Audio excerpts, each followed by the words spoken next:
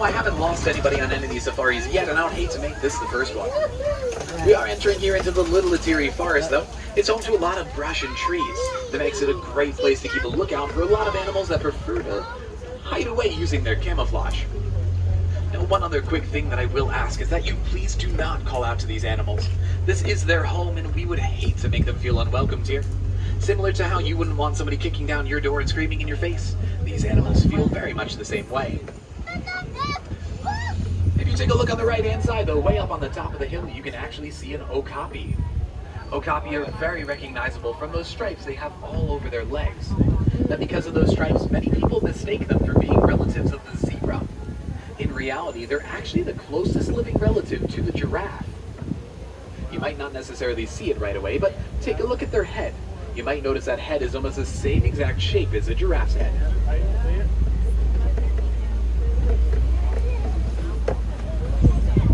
As we come around this corner here, we are coming up to a watering hole. And that's generally a pretty good spot to start looking out for more of the animals here in the forest.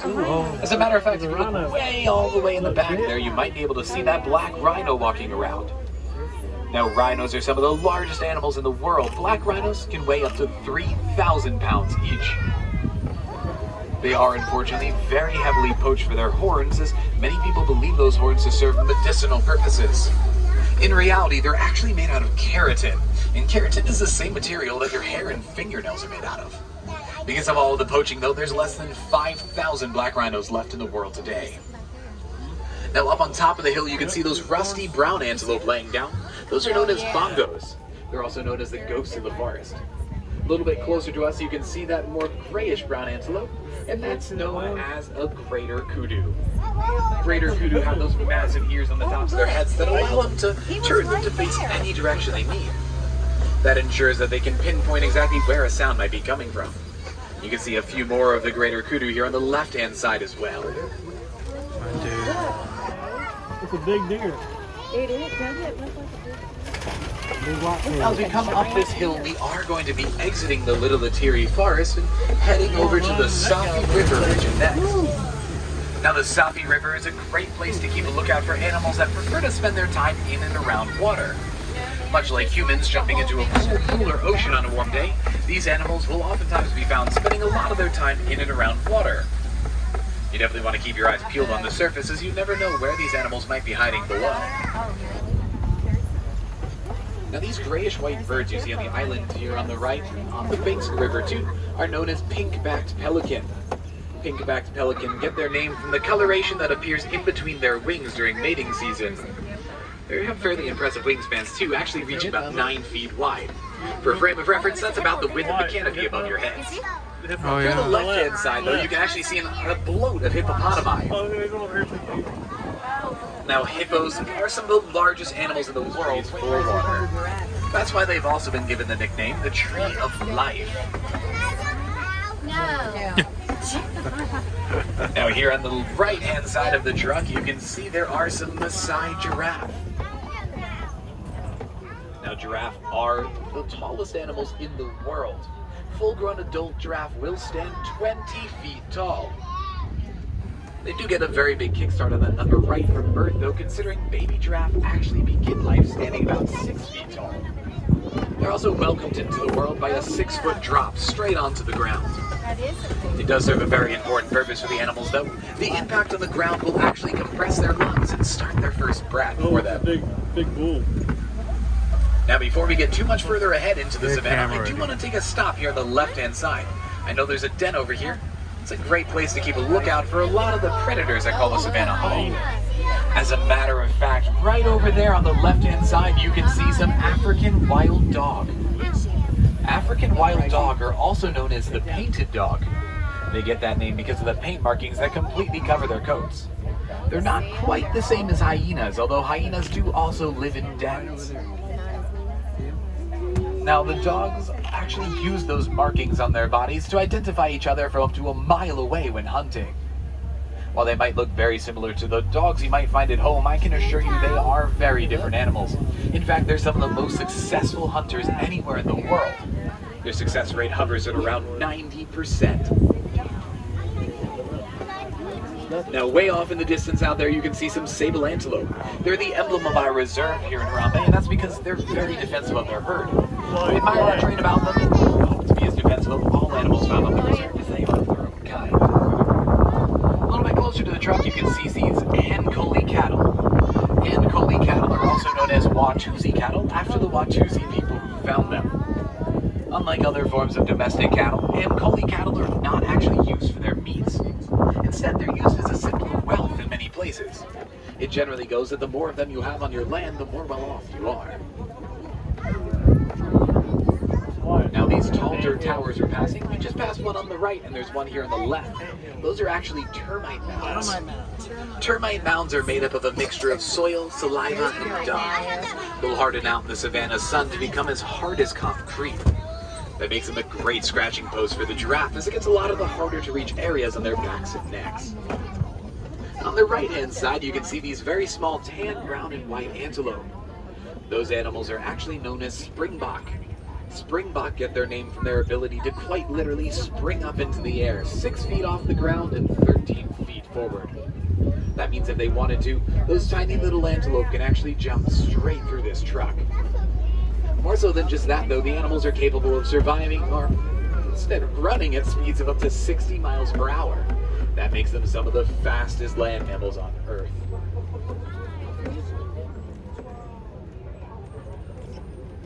Now, as we come around this corner, it is going to get a little bit bumpier back there, but it does signify that we are making our way a little bit deeper into the savannah.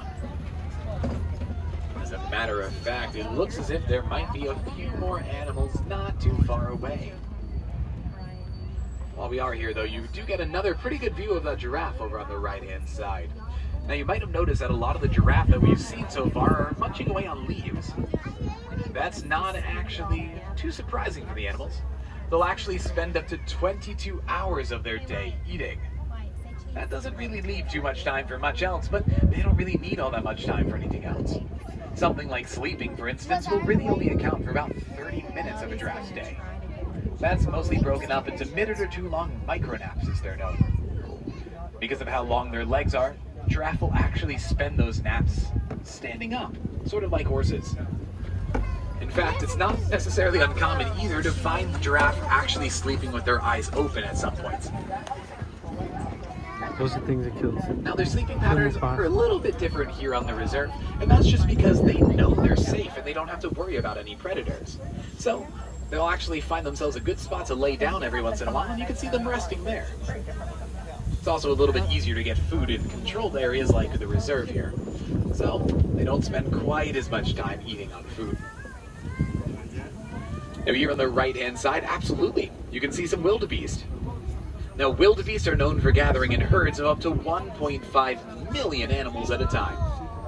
In order to keep up with those herds, newborns will actually be able to start running just 15 minutes after birth. You might also know them by another name, and that name is the gnu. It's spelled G-N-U. They get that name because of the vocalization or sound they're known for making, which is said to be a sort of new noise. I certainly hope you've enjoyed that impression. I promise I will never make that sound again.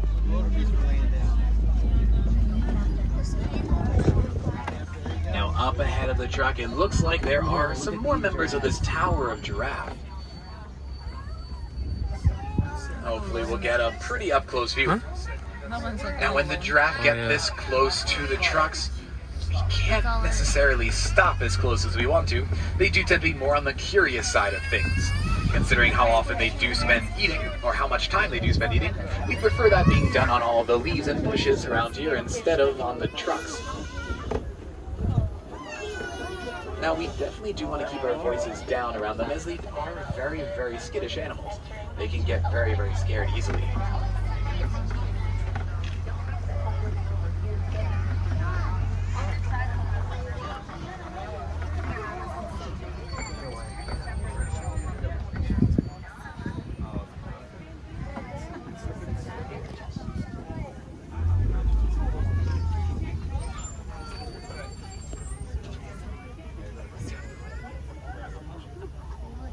I'm just going to be waiting here for a moment as this young giraffe makes its way across the path.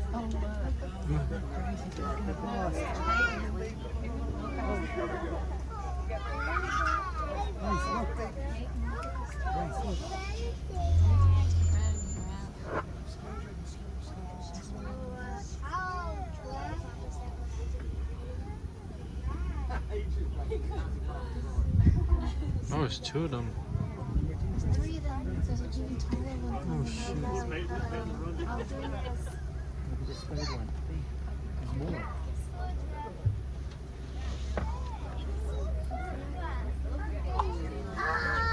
And just like that, it looks like our traffic jam has cleared up a little bit. That means we can continue ahead.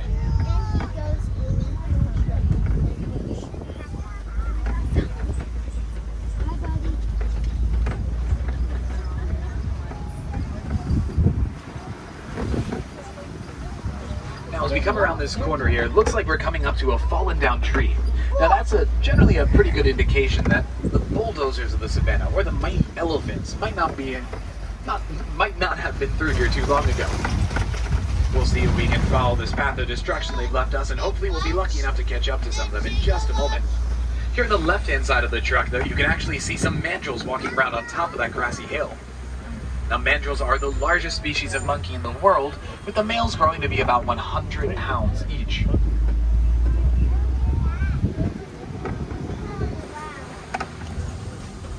As we come around this turn here, it looks like this road has been washed out by a mudslide, but it looks like in its place you can actually see there's an elephant down there. Now, elephants are the largest land mammals on Earth. They're very recognizable from those beautiful, massive ears on either side, ivory tusks on either side of their face, and that massive prehensile trunk in between. Now, prehensile does mean finger-like, and that's what allows them to move those trunks virtually any way they can need to. They can use it to pick food up off the ground and bring it to their mouths to eat, hold up to 5 gallons of water at a time inside and then spray it into their mouths to drink or onto their backs to shower, or grab hold of just about anything they could ever want to.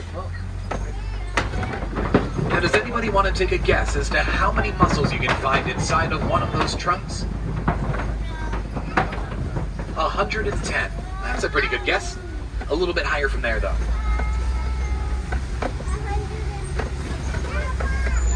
160? A little bit higher than that.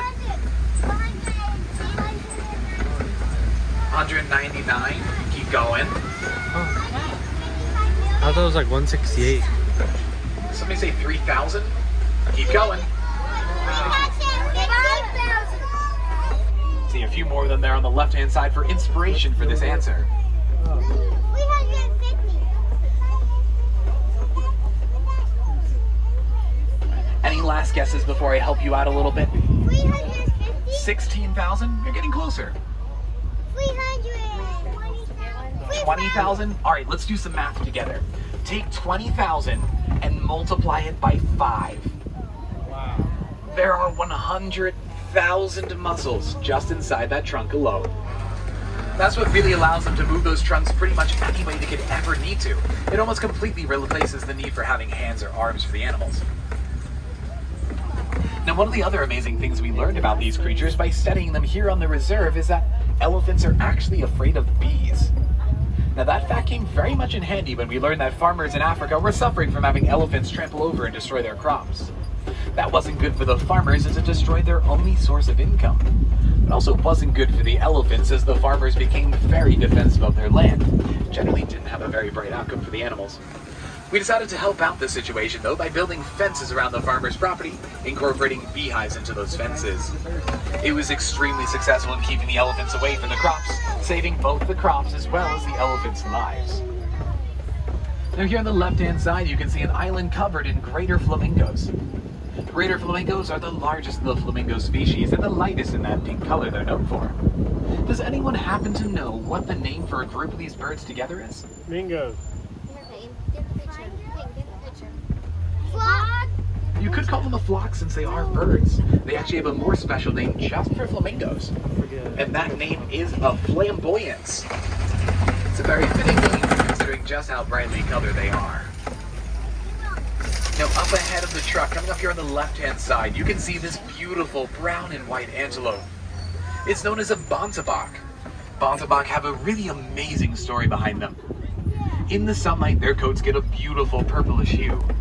Unfortunately, it did make them a very big target for poachers. At one point, they were actually poached so heavily that there are just 17 of them left in the entire world. It was only because of a quick-thinking farmer who decided to build a fence around the last remaining 17 that they were actually saved from extinction. They've made a remarkable comeback today, where their numbers can be found well into the thousands worldwide. It's an excellent comeback story and a great reminder that even one person's actions can truly be enough to save an entire species. Now here on the left-hand side of the truck is a nice shaded hill. These are generally pretty good spots to start looking out for some of the larger cats that might call the savanna home. They like to sometimes lay out in the shade to protect themselves from the sun, as well as get a better perspective on their surroundings as they have a higher viewpoint. Jaguar or leopard? Not seeing too many animals out here though. We'll see if we can go a little bit further up and we might have some better luck up ahead.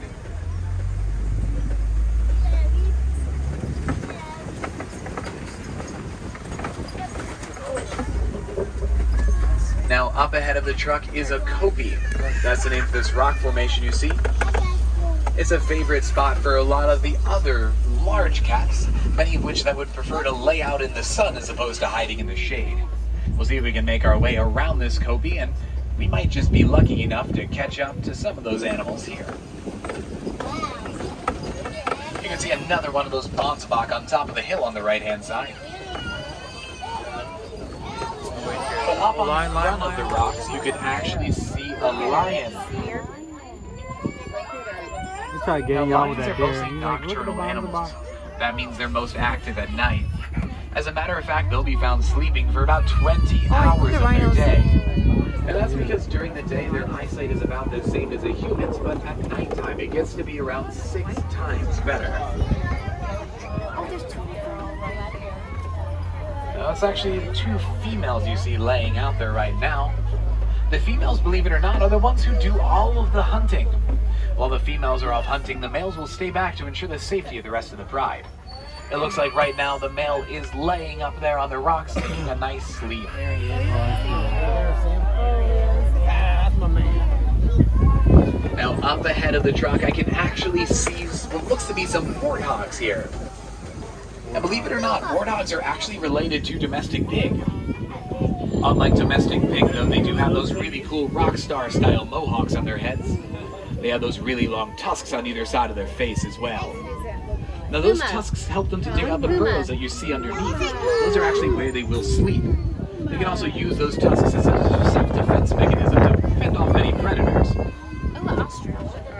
Now up ahead of the truck here on the right-hand side you can see some ostriches. They are the largest species of bird in the world. Similar to penguins, they can't actually fly. In order to make up for that fact, they're known for reaching speeds of up to 40 miles per hour on land. Just behind them, you can see all of those white rhinos. White rhinos are the larger counterparts of the black rhinos we saw earlier, weighing in at about 5,000 pounds each. Even with that immense size, the animals are still capable of running at speeds of up to 35 miles an hour, which is why a group of them together is known as a crash. Those eggs you see on the ground over there are actually ostrich eggs. Ostrich eggs are the largest eggs in the world, weighing in at about 3 pounds each. That might not sound like a whole lot, but to put that in perspective, one ostrich egg is the same size as 24 chicken eggs. As a matter of fact, when an ostrich first hatches, it's already the same size as a full-grown adult chicken. So, it's actually one of the species of the white rhino that is the most rare. In fact, there is one of the species where the last male has actually passed away. The only ones left are, I believe, 4 or 5 of the females in the world. They're critically endangered, and at this point they are considered extinct because they cannot reproduce. But compared to these white rhinos, the black rhinos are more endangered. Now out here on the left-hand side of the truck, you can see a scimitar horned oryx. The scimitar horned oryx is an amazing animal, actually capable of surviving 9 straight months without drinking any water of any kind. They can reach an internal body temperature of 116 degrees Fahrenheit without breaking a sweat. It's those amazing adaptations that allow the animals to survive and even thrive in the deserts where they're commonly found. Now, as we come around these turns, that does unfortunately mean that our safari is coming to an end. I know I'm just as sad as all of you are back there, but you know, I think we've had an amazing amount of luck spotting many of the different animals on the reserve. You know, I've had so much fun. These past 2 weeks have flown by more or less like 22.5 minutes or so. It's absolutely crazy what happens when you're having fun. Now, if you've been inspired by the animals you've seen to go see even more animals, I highly recommend checking out the Gorilla Falls Exploration Trail. It's about a 15 to 20 minute walking trail. Inside, you'll see many animals, both that you've seen out on the reserve today, as well as many others you haven't seen yet. That list of animals includes the okapi, gorillas, hippos, meerkats, snake and mole rats, zebras. There's even an entire aviary where you can find many birds native to the regions here in Africa. Now, if we have any wilderness explorers on board today, you have been riding Simba 1. That's the name of this truck, and it's going to be very helpful for earning your safari badge. Now, my name is Ryan, and it's been my absolute pleasure to have you join me out here. Asante Sana to you all. Thank you for being such a wonderful group. If you have any questions about any of the animals you've seen, or anything in general about the reserve, feel free to come up to the front of the truck once we're parked at the dock, and I'll be more than happy to answer those questions. After all, my windows are always open. Now, it is sadly time to part ways. Here in Harambe, we don't like saying goodbyes. Goodbyes are far too sad and final. Instead, we like saying the Swahili phrase, kwaherini. It roughly translates to mean, go well. Oftentimes, it's said with the intentions of seeing each other again. And so, my friends, kwaherini to you all. Go well, go wild, and enjoy the rest of your adventures. Asante Sana, friends. Thank you so much.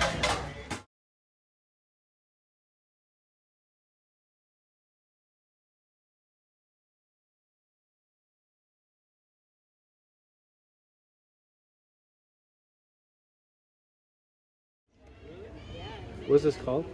This is deer. Yeah, what's the proper name, Bob? This ain't no That regular. one's a rugby deer. Oh, this is under deer. That one's a regular deer. That one is called a deer. The white stripe. I'm making a YouTube video. Someone keeps making some weird noise in this place. Like, oh. Oh. Oh, but there's a tiger in there. Yeah, we have a tiger there. Oh, shoot. Another one. Huh.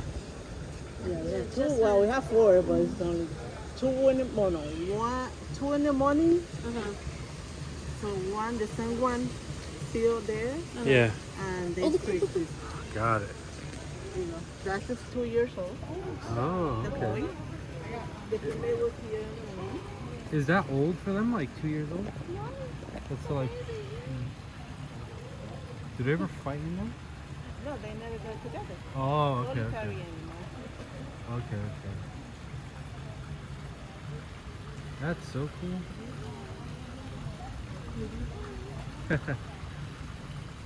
And That's he's the one going. born here.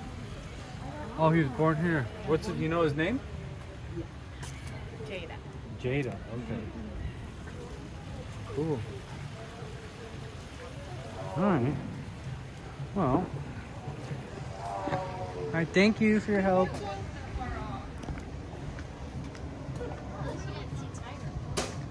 Well, I don't know about those, but.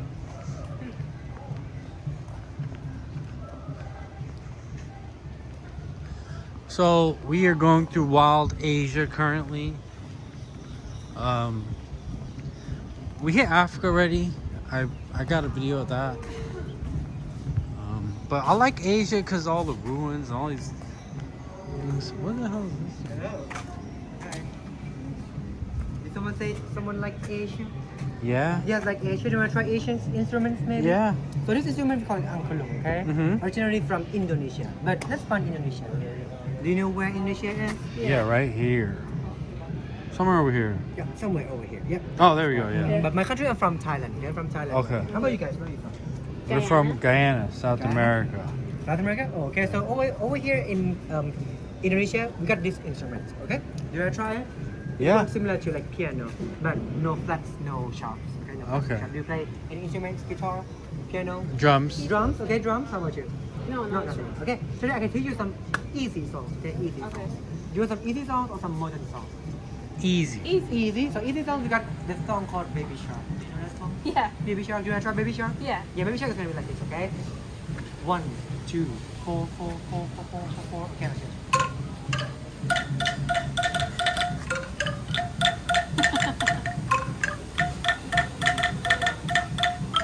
Easy. Okay, you can just tap this one and the other side I'll help you, okay? 1, 2, 4, 4, 4, 4, 4, 4, 4, okay? Okay. Yeah, 4, 3 times, okay? Okay. 2, 1, 2. Yeah, And then 4. 4, 4, 4, 4, 4. 4, yes. 4, 4, this is 3, this is 3. You have to do 4 here. 2. Very good. 2 more times, yeah. 1, 2, 4, 4, 4. 1, 2, 4. 4, 4, 3. That's it. Okay, you Maybe. come get a real musician. Yeah. 1, 2, 4 for 3 times, and then 3, 3, 4 for the last time. Yeah. After this is what? And then 4, 4, 3. Oh, okay. Yeah. Dun, dun, dun. Yeah. 2, 4. Yeah. And then 1, 2, 4 for 2 more times.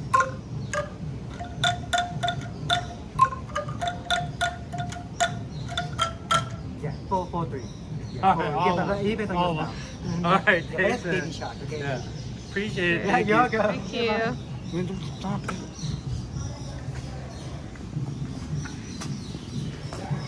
Hey, you don't get it. Wonder what they got here. Let's see. They got some weird monkey there or something.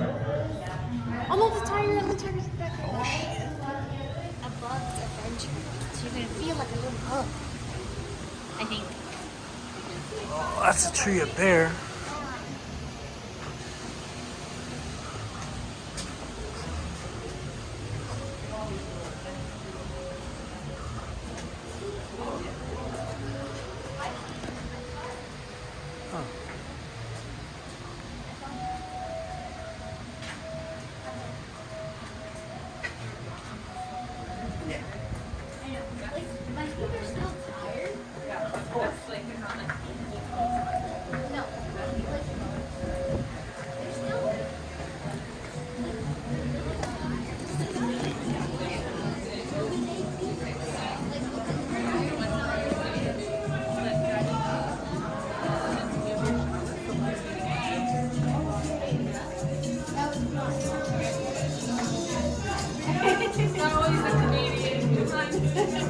Oh, sorry.